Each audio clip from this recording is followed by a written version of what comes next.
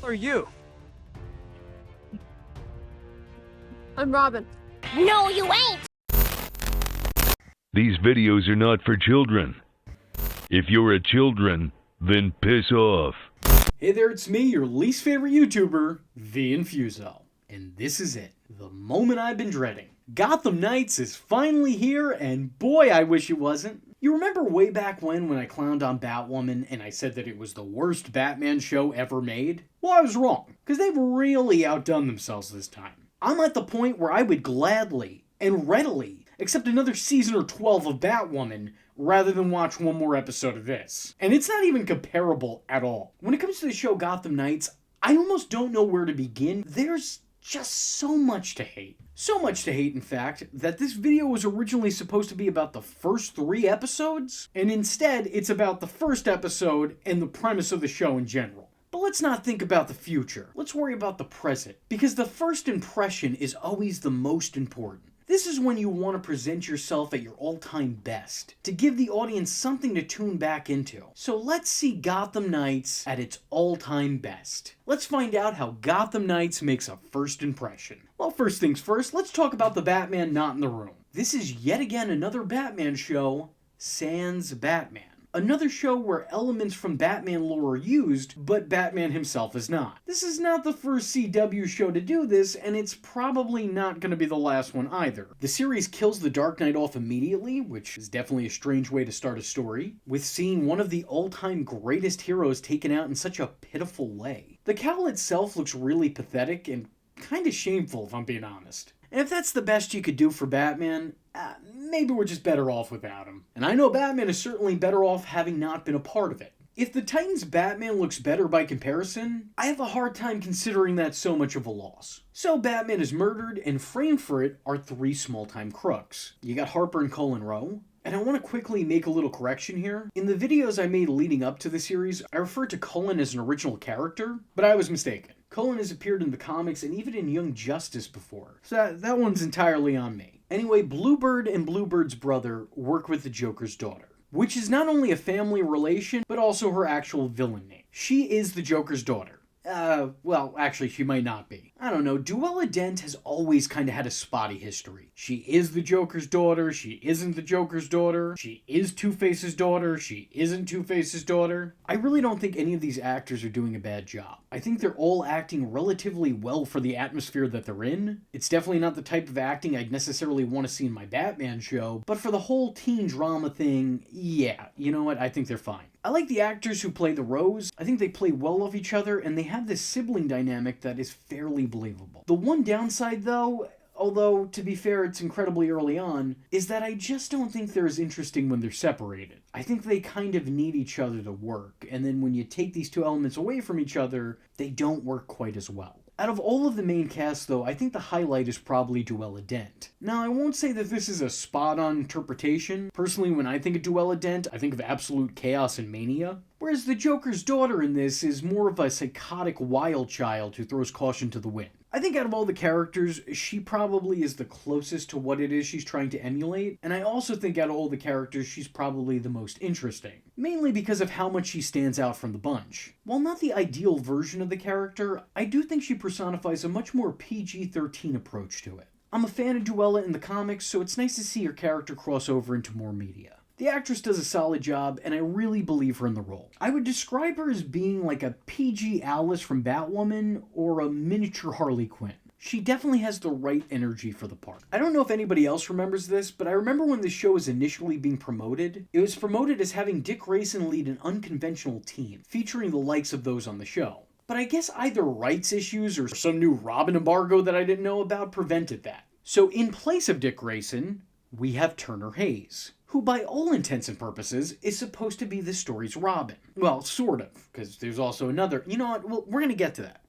Hold that thought. Now, on one hand, I feel incredibly let down not seeing one of my all-time favorites in this show and seeing him carelessly replaced with some generic stand-in that the studio made up. But on the other hand, it's nice to know that his legacy won't be tarnished from having taken part in such a travesty. But after watching this, I gotta say, if Turner Hayes was originally the CW's depiction of Nightwing, then I think this fan base has managed to do what the Waynes never could and dodged a bullet. Turner has to be one of the most boring, bland, and greatly underwritten series leads that I have ever had the misfortune of seeing. I don't know anything about the character, but I'll be honest with you, I think I'd like to keep it that way. I don't really want to rag on the actor too much here, but he just isn't all that good, is he? He feels much more like an NPC than he does an actual main character. We're dealing with the default character model here. There's just nothing unique or distinct or special to his performance. He doesn't often emote incredibly well, and when he does, it's very subdued. I don't even know that it is the actor's fault, because the creative direction for the character feels non-existent. It's like they wrote the show with Dick Grayson in mind, but when they were told they couldn't use him, they were just like, alright, yeah, fine, we'll figure it out. And then they never did.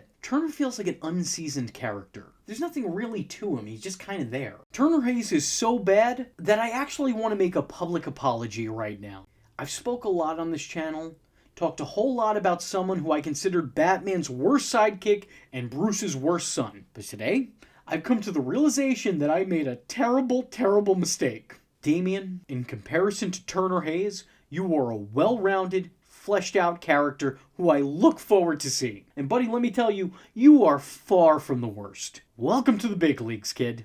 You did it. Because the bar has just been lowered substantially. You didn't get any better, but everything else just got worse. A big problem I have with a lot of modern writing is that I find it focuses much more on the problem than it does on the person that is plagued with that problem. Instead of taking its time and getting to know the character prior to their plight, a lot of the time their struggle is all that gets attention. And when we don't know much about the person going through adversity, we're less inclined to completely sympathize. The show tells us nothing about Turner before immediately throwing him into the premise of the series. I know that he's an orphan who likes fencing. He's a regular Peter Pan. If this was the direction that was always intended, even when they were centering the story around a younger Dick Grayson, then it's truly, truly a godsend that he wasn't involved in this. Turner is so incredibly naive and unaware of his surroundings. He has no real former training outside of fencing, and he just isn't a leader. Instead, he's led by all those around him. I just don't think that Robin would have worked in this role. And I think not including him probably turned out for the best.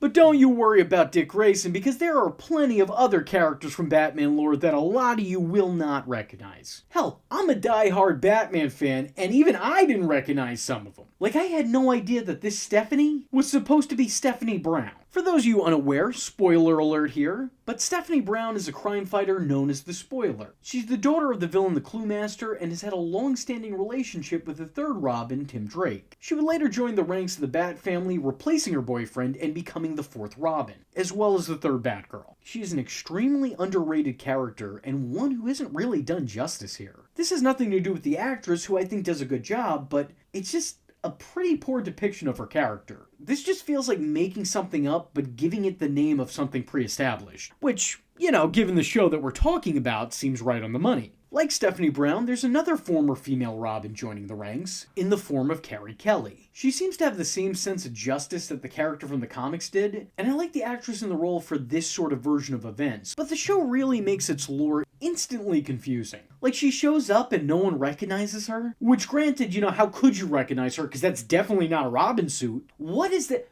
Why? Why is this? No, seriously, how is this Robin? In what way does this remind you of Robin? I mean, you could make a good Robin costume. It's been done. Titan's got at least 3 of them. What is this? Why did you go this route, and how could you think it was a good idea? It just feels like we're going backwards in time with the show. This looks like something you'd see on Smallville back in the day. It's an unneeded, unasked for, alleged modernization of a classic suit in a failed attempt at legitimizing it. It doesn't work. You didn't even give her, you didn't even give her the R, man. You could have at least given her the R. How hard would that have been? Anyway, she shows up, and no one recognizes Robin. So she introduces herself, but then also later she has to explain who Robin is.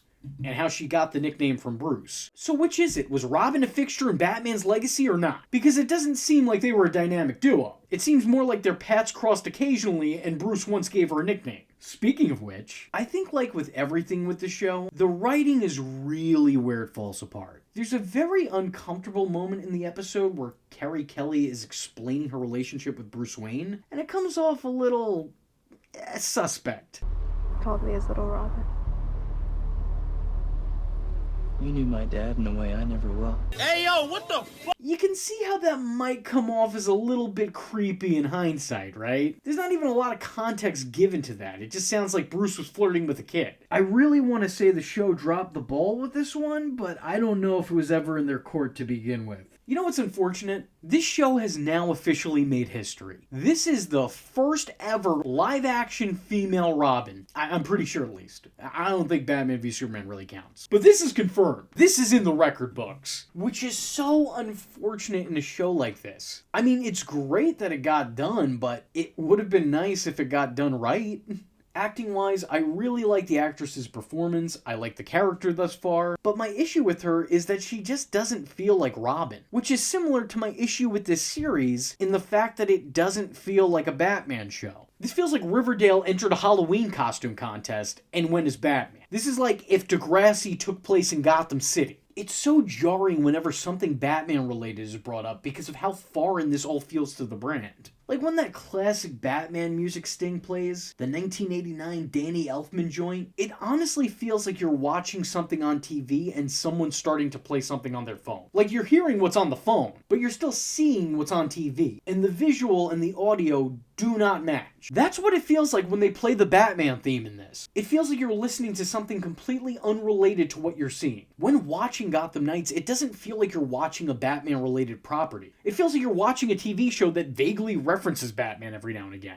You might as well be watching The Big Bang Theory, because Batman gets brought up just as much and has just as much to do with the world of Batman. I also really hate that this show is going with the whole Batman killed the Joker story beat. I'm starting to really loathe that plot point. Batman doesn't kill. That's kind of his whole thing. It's his one rule. And he has lived in fear of one day breaking that one rule and has done everything in his power to make sure that he doesn't cross that line. And try as Joker might, he could never get him to that breaking point. Except for the one time that he did. The Killing Joke was an incredible piece of comic book lore. It showcased the Joker finally doing it, going above and beyond, getting the bat to break, and ultimately having it break him as well. Even if it was subtle, we all knew what was going down in that last comic book panel. It was a one-off tale that shocked readers because while Joker died, he died a winner, managing to achieve his life's work while ruining Batman's. What makes the story so profound is the fact that Batman acted out of character. This was so huge because of what an out-of-character moment it was. Unfortunately, more recently, a lot of continuities have been told they're not allowed to use these characters. So they utilize this plot point as a way of excusing both Batman and the Joker. The problem is that this story beat doesn't work on its own, and it also paints Batman in a really terrible negative light if you don't already know the history between these two characters. If you don't see Joker constantly trying to break Batman, and you're just told that Batman killed the Joker, it does not have the same effect. As a matter of fact, it kind of just looks like Batman's also complicit in crime. He will kill whenever he wants to, and that's all you need to know. The more times this plot point is recycled, the more we stray from what the Caped Crusader actually stands for. The same way, the more we focus on evil Superman, the more the character strays from truth, justice, and whatever else. It just makes the character look bad, and I think that if the story continues to be used, which by the way, I really hope it doesn't, but if it does, it'll muddy up Batman's already established moral code. I just think that this is a bad call, and unfortunately, it's a bad call that continues to be made. Honestly, I think what's most frustrating about this show is that while its concept and execution are both kind of trash, and while the show is presenting Gotham City as broody Beverly Hills 90210, some of the elements it plays with are genuinely interesting, and in the right hands could be monumental. A world post-Batman? Post-Bruce Wayne? I've always thought that was a concept that's gone left unexplored. Shows that couldn't use the character like Birds of Prey and Batwoman have the character missing instead. But this is a world with a definitively dead Bruce Wayne. Although, to be fair, the other Gotham Knights also claimed that, and well, look how that turned out. More so over, This is a world realizing that Bruce Wayne is Batman. There is so much that could be done with that, and unfortunately, because that's a plot point in this particular show, nothing ever will. Everyone's shocked for a second or two, but then they casually go back about their business. Visits to the Batcave lose whatever little mystique they had before the second trip there. People just casually mention that Bruce was Batman, and they're completely unfazed. If there's one thing I enjoy about this series, it's that it utilizes a lot of the lesser-known Batman characters. Characters that are rarely seen outside of a comic book panel come to life here, with some of them making their on-screen debut. I always applaud creators taking the next step and including characters that have yet to be utilized, even if I do hate the way some of these characters are being utilized. The absolute highlight, though, as I said before it would be, is Misha Collins as Harvey Dent. This is the right guy for the job in the wrong place to do that job. It is a very good casting decision. This is 5-star casting in a 1-star show. Although I will admit, Harvey Dent does kind of make for a crappy DA, because the guy interrupts an interrogation right as there's admittance of guilt, just before there would reasonably be a full confession. Harvey, come on, man, do better. I don't even know that much about copping, and I know that that's bad form. I think the dude gives one of the best Harvey Dent performances ever given, but the jury's out on seeing how he's going to be as Two-Face, although I think he could probably make a good case for it. Regardless, until then, he won't be judged. And that's enough puns for now. He's had a strong showing here in the first episode, and I hope that we continue to see him work well as the character. I always look forward to when he shows up on screen. But I'm actually annoyed that there are things here that I genuinely like about the show, because there's so much more about it that I absolutely hate. With the wide variety of bad, it does make you appreciate the little bit of good that much more. But even good things in the show feel bad because they feel like wasted potential and missed opportunities because they're in this show. Gotham Knights is so goofily written. The writing feels the need to come right out and spell everything out for you. Like at one point, Bruce's attaché actually point blank tells Turner this. Your father had Alfred, you have me. Yeah, I get it. You are to him what Alfred is to Bruce. That is your place in the story. Got it. Cool. But I don't think you really needed to say that. Most people probably figured that out already. The acting on the show ranges. It can come across as hammy melodrama some of the time, and at other times it can come off like if Siri or Alexa became an actor. Like, these characters act like what text-to-speech would act like if it were a person. They don't act or react like normal human beings. There are definitely elements to it that I feel aren't very well thought out. Like, you mean to tell me that Bruce Wayne kept the gun that killed his parents stored away in a vault? Like, I have so many questions about that. How did Bruce Wayne get the gun? Did he just pick it up at the scene of the crime and keep it as a souvenir? Did he take it as a forget-me-not? Wouldn't want to forget the day my parents were brutally murdered before my very eyes. Definitely want to hold on to that painful memory. Yeah, don't worry about it, kid. I think the trauma will probably prevent you from forgetting about this. You don't really need that keepsake. And if it doesn't, then don't worry, because there will probably be a bunch of flashbacks to that night in your future. Seriously, how did he get it? And secondly, why does he have it? You know, usually when there's a safe in Bruce Wayne's belongings, it's shown to contain his mother's jewelry, not the weapon which was used to take her life. I know that some people rag on this show because there's a bisexual chick and a trans dude, and to some, that's more than enough to rage quit. But I think that's really stupid. Like, shut up. Nothing's being forced down your throat. Other people exist, and there's some that are different than you. That's it. I saw more than a handful of people clown on the fact that Harvey chose to refer to Cullen by their chosen pronouns, and how because this person is being interrogated, they shouldn't be respected, I guess. That's a dumb take. That would be like saying, yeah, those cops did nothing wrong. They have the right to call their suspect racial slurs. He committed a crime, I think. Like, no, dude, that's not really how that works. There's supposed to be ethics here. The show isn't bad because there's representation. The show isn't bad because it has a diverse cast. This show is bad because it's bad. And really bad. The show is bad to its core. It's bad in concept. It's bad in execution. It was a bad thought. And whoever conjured this up, I think we should legally lobotomize. I'm not saying as a form of punishment. I'm saying societally, I think we would be better if that person could stop. I recently made a video where I stated the show Velma was an all-time low for the Scooby-Doo brand. Quite frankly, I feel like Gotham Knights is an all-time low for the Batman brand. Like, we're talking being somewhere between Frank Miller's crazy Batman who made a child eat rats and George Clooney's Batman who couldn't wipe the smile off his face when his father figure was dying and just nodded along like he was the first ever live-action bobblehead. Gotham Knights sucks. I'm not gonna sugarcoat it. It sucks. It was such a chore for me to watch this and make this script. I think it is, without a shadow of a doubt, by far the worst Batman show ever made. I think it is. I really do. I think we did it. I think we finally found it. This is the worst of the worst. The bottom of the bat barrel. And I'm gonna make a bold prediction. I'm gonna make a bold statement here that I know somebody is going to try to disprove, but I don't think it could get worse. I don't think it can get worse. I think this is as bad as it will ever get. I cannot imagine, after making this, that somebody could see that and go, yeah, I got an idea like that. I don't think that anything could possibly further lower the bar. I think that it's on the ground. You can't get lower than that, right?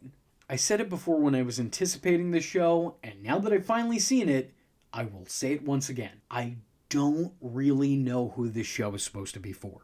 Die-hard Batman fans are going to reject it due to the poor presentation of their beloved source material, and I really don't think people who aren't already Batman fans would see the appeal in it to begin with. On top of that, it's utilizing some of the less-known, forgotten Batman characters. So only the absolute nerds who will hate the show will even know who these characters are supposed to be. This is only the first episode, and I wrote all of this. Within the first 7 minutes, I had paused the show. I'm not kidding, I counted 26 times so I could take notes about things that bothered me. It is a very bad show. This is not good. So I'm going to leave the fate of Gotham Knights on this channel up to my audience. Do we end this torture here? Can I stop watching? Do I move on to things that make me happy? Can I talk about something else? Anything else? Almost anything would be better than this. My fate is in your hands. So I'm going to ask everybody who watches this video to do me the favor, do me the courtesy here, and you like this video and want to see a follow-up, let me know in the comment section below by leaving me a comment saying, Or they'll send the Talon for your head. With all that being said, I was your least favorite YouTuber, V Infuso, and I thank you for watching. Hope I don't see you in the next one, because I hope there isn't a next one. I am vengeance. I am the night, and that was V Infuso. Just remember, if you're not tuning in, then you're missing out. So, if you like the words that came out of his mouth hole, and you too would like to become a V-generate, don't forget to like and subscribe. Thanks for watching, nerds! And if you're not joining the fun, you're in for one bad day. And you know what they say about having one bad day?